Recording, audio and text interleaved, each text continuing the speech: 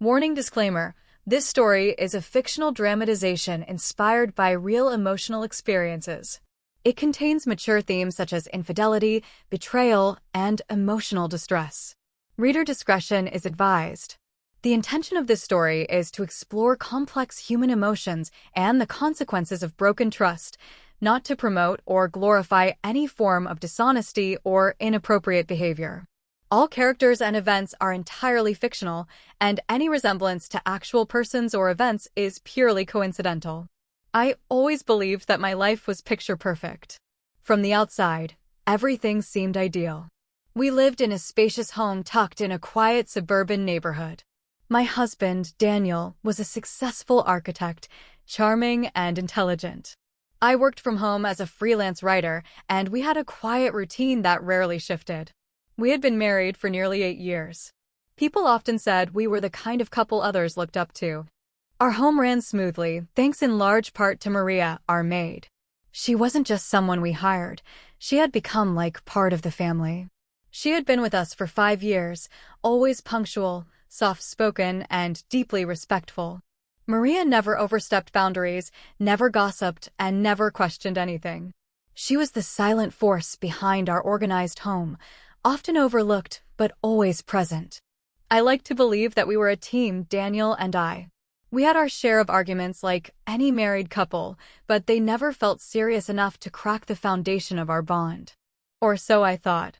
Looking back, there were signs I chose to ignore: occasional mood swings, a sudden increase in business trips, and the emotional distance that crept in like fog on a warm morning. It was subtle, unthreatening, until it wasn't. At the time, I dismissed these shifts as stress-related. After all, Daniel had just landed a big contract and was working long hours. I tried to be supportive, never nagging, never questioning. I convinced myself that it was just a phase. We would bounce back. We always did. Maria remained her usual calm self. She cleaned, cooked, and even made Daniel's favorite tea every evening. She never hinted at anything being wrong. But there were fleeting moments, tiny flickers, where I caught her glancing at Daniel with an unreadable expression, or pausing mid-task as if something was weighing on her mind. I didn't ask. I didn't want to know.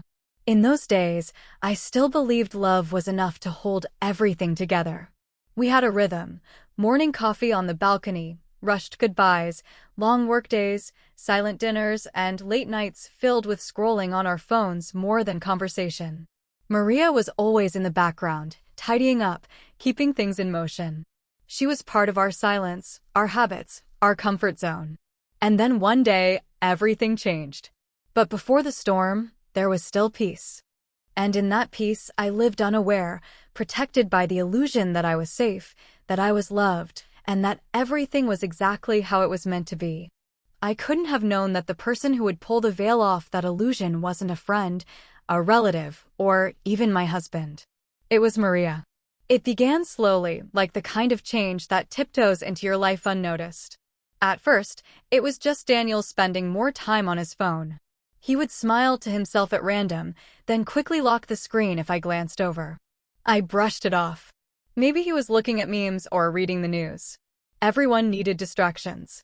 But then came the nights where he'd stay out longer than usual, sometimes claiming client dinners, sometimes saying nothing at all. Our conversations grew thinner. We used to talk about everything: his projects, my writing ideas, random thoughts in the middle of dinner. Now, there were more pauses than words. When I asked about his day, he'd shrug. When I tried to share mine, he seemed distracted, distant, as if waiting for me to stop talking, so he could return to whatever was pulling him away. I remember sitting across from him one night, watching him scroll endlessly on his phone. I forced a smile and asked, "Still working?" He didn't look up. "Yeah, big proposal due Monday." It was Thursday. I wanted to believe him, I really did. But doubt is a seed that doesn't need much water to grow. Even Maria seemed different.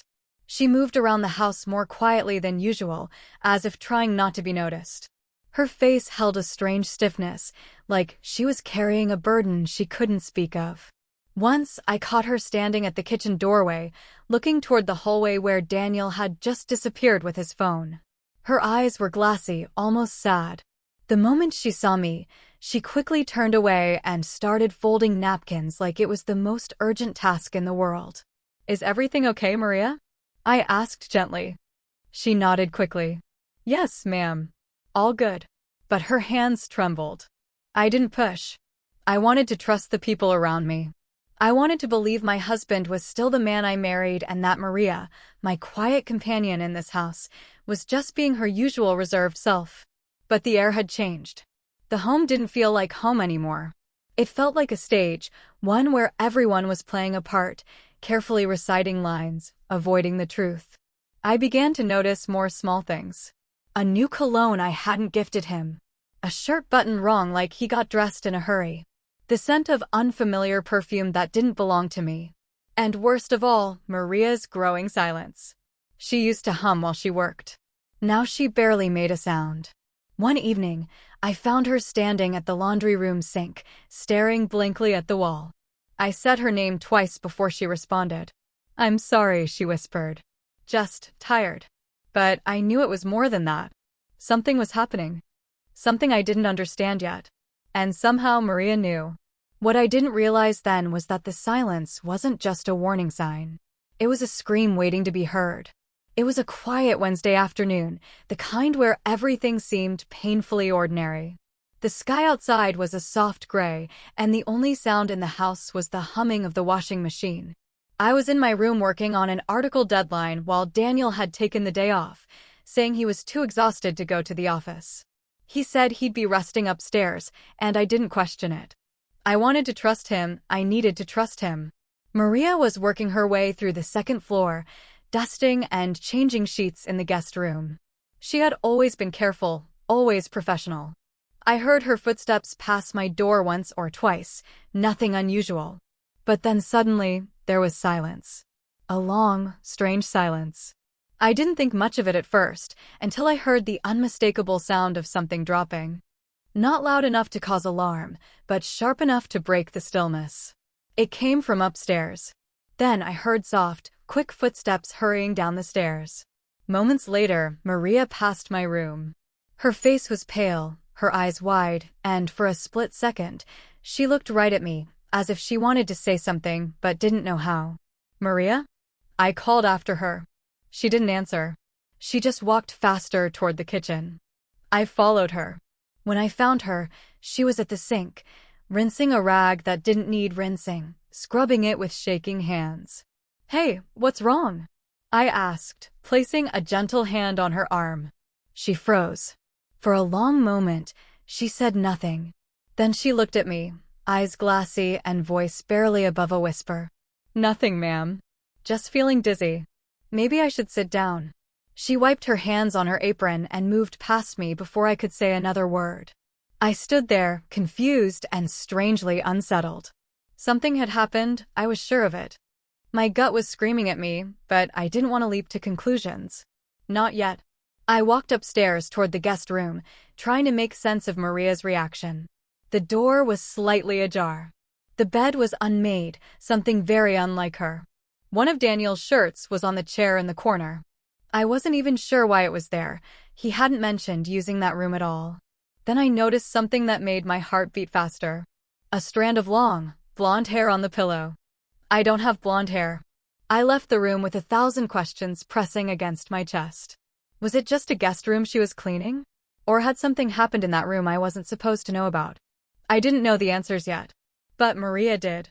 And the weight she carried that day was just the beginning of something much darker, something that would change everything I thought I knew. For the next 2 days, Maria barely spoke to me. She moved like a ghost through the house, present but unreachable. Her usual calmness was now overshadowed by a nervous energy I couldn't ignore. She wouldn't meet my eyes, and she flinched at the sound of Daniel's voice. I didn't need a confession to know something had happened. My heart already knew. It just hadn't heard the truth spoken aloud yet. I waited until Daniel left for the office one morning. The house was quiet, and I found Maria folding laundry in the utility room, her hands working fast like she was trying to outrun her thoughts. "Maria," I said softly. She froze mid-fold. "Can we talk?" She looked up slowly. There were dark circles under her eyes, and her lips trembled slightly.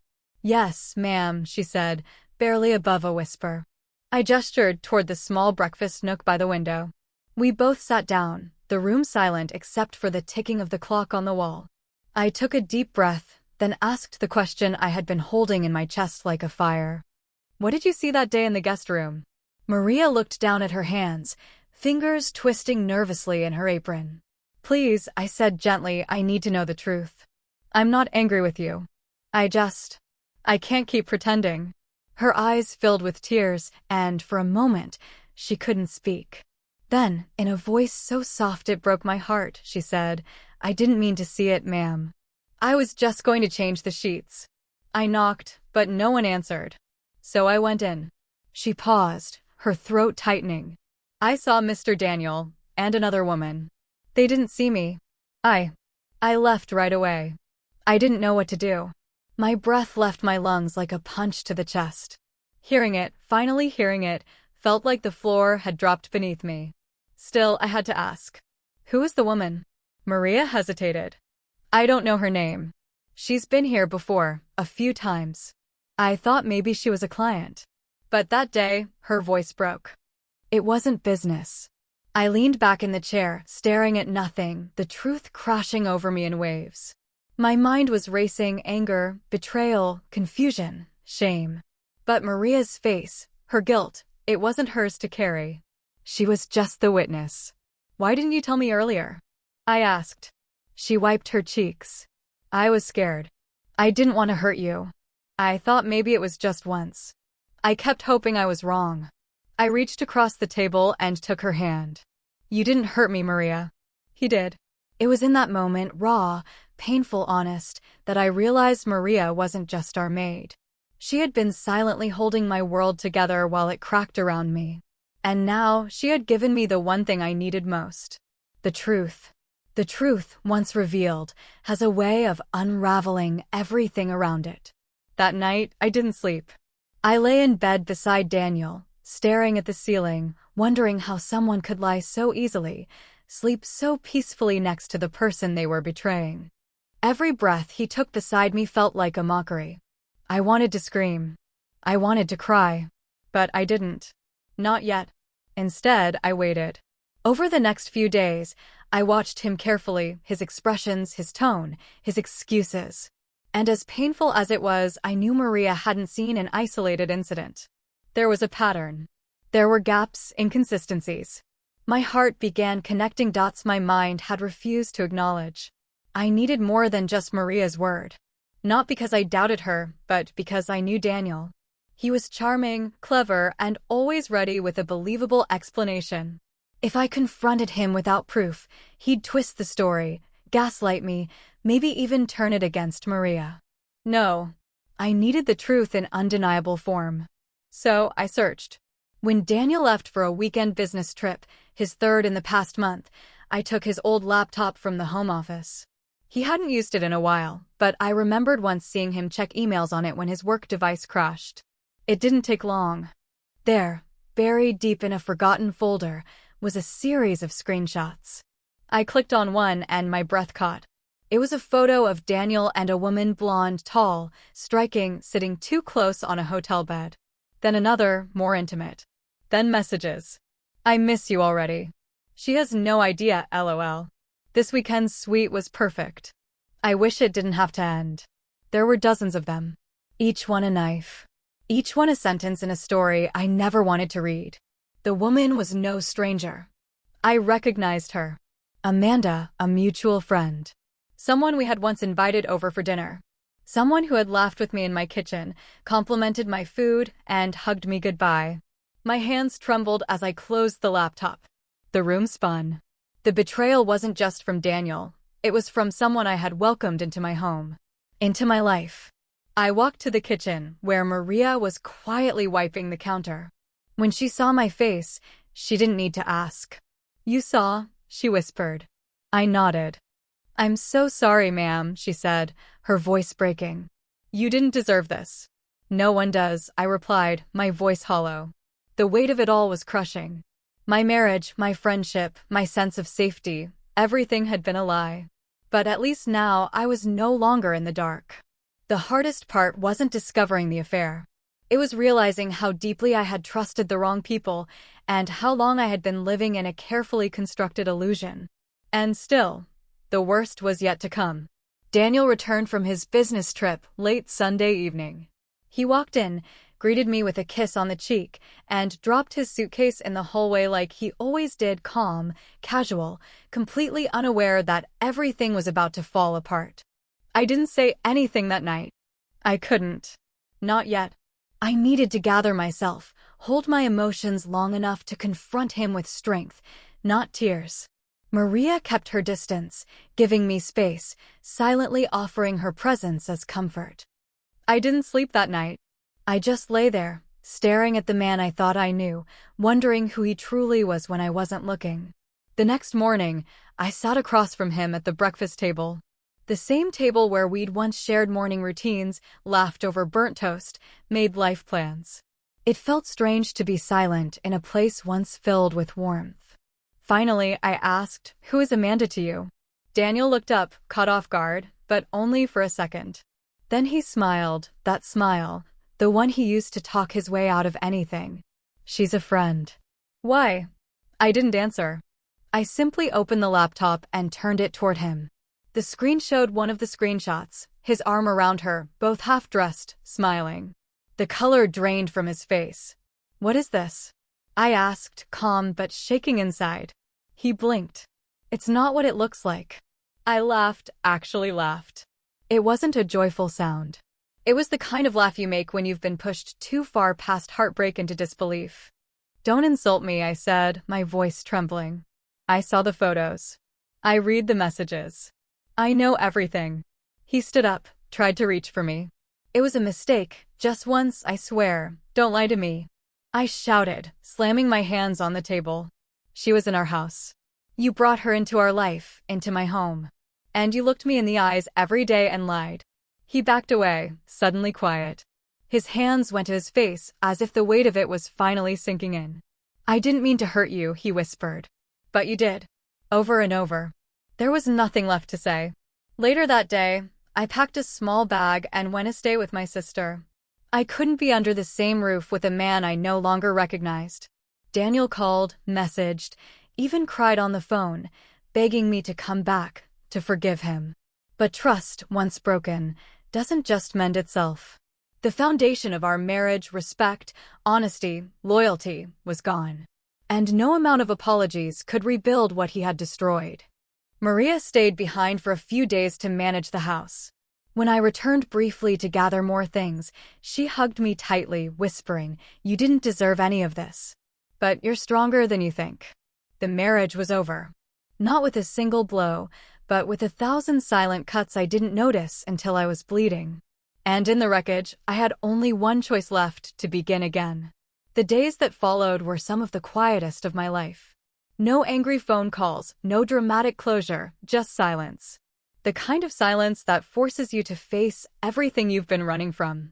I moved in with my sister for a while, trying to gather myself, trying to breathe without feeling like I was suffocating under the weight of betrayal. People often say healing begins when you're alone, but in truth, it started when someone stood beside me. Maria. She called the day after I left. "Just checking if you need anything," she said softly. "Groceries, clothes, tea. Or someone to talk to." It broke me. Not because she was offering help, but because she asked with such sincerity. In a world where I had been betrayed by the person I loved most, here was this woman, my maid, showing more loyalty and care than the man I had married. I thanked her, and she visited a few days later, bringing my favorite chamomile tea and a small container of rice pudding she had made herself. We sat in my sister's kitchen, two women from different worlds, silently sipping tea like lifelong friends. "Do you regret telling me?" I asked. She paused for a long time. "No. You deserve to know. I would have hated myself more for staying silent." I nodded, tears pooling in my eyes. "You've been more honest with me than he ever was." In those weeks, Maria became more than the person who cleaned my floors or organized my drawers. She became a friend, a companion, someone who had witnessed the worst part of my life and didn't flinch. She didn't offer empty words or cliches. She simply listened, and in her listening, I found space to speak freely for the first time in years. I began seeing a therapist, something Maria gently encouraged. She said, "Talking is healing, even if it's ugly." And she was right. I needed to stop pretending to be okay. I needed to cry, scream, break down without shame. I started journaling again. Writing had always been my therapy, but somewhere along the way, I had lost my voice. Now, with every page, I was reclaiming it. Some days were heavy, others lighter. But one thing remained consistent: Maria's quiet presence. She never asked for anything in return. She checked in, cleaned up loose ends at the house, even helped me list some things I wanted to sell. She reminded me that even in the darkest moments, kindness still existed. That not everyone in your life will betray you. Some will surprise you with their loyalty. Slowly, I began to feel like myself again. Not the woman I was before, no, she was gone, but someone newer, stronger. A woman who knew her worth. A woman no longer afraid to walk away from people who broke her. And the strength to become that woman? It came from the most unexpected place. From Maria. It's strange how life rearranges itself when everything you thought was permanent suddenly disappears. The marriage, the home, the future I had imagined, all of it dissolved in a matter of weeks. And yet, in that collapse, something unexpected happened. I found myself. It wasn't immediate. Healing rarely is. It came slowly, like morning light creeping through the curtains after a long night. I stopped crying every day. I stopped blaming myself. I even stopped wondering what Daniel was doing or if he missed me. I no longer cared. I had bigger things to focus on myself. With Maria's quiet encouragement and my therapist's guidance, I began rebuilding my life, piece by piece. I signed the divorce papers without looking back. I moved out of that house filled with too many memories and into a smaller apartment that felt like mine from the moment I stepped in. It wasn't fancy. It didn't have the expensive furniture or the grand foyer, but it had peace. And peace, I learned, is priceless. Maria came with me, not as a maid anymore, but as a friend. I offered her a job initially, out of habit, but she shook her head and smiled. "You don't need a maid anymore," she said. "You just need someone who believes in you." So she became something else, a part of my chosen family. We spent weekends watching movies on my small couch, laughing at things I hadn't laughed at in years. She taught me recipes from her childhood. I taught her how to use email and apply for online classes. It was a quiet companionship, built on mutual respect and a shared understanding of pain and loyalty. The biggest surprise, though, was what came from the journal I'd been keeping. One night, Maria read a few pages without asking, of course, but I didn't mind. Her eyes lit up as she finished. "You should publish this," she said. "Your story, it might help someone." I laughed at first. Then I thought about it. Maybe she was right. I turned those journal entries into essays, then into a blog. People began to write back, women, mostly, but some men too. They said they felt seen. They said they felt strong. And I realized something beautiful. My story, once full of pain, had become a path for others to heal too. Daniel never came back into my life. I never wanted him to. Amanda disappeared from our circle completely. I don't even say their names out loud anymore. They're ghosts from a past life I've buried for good.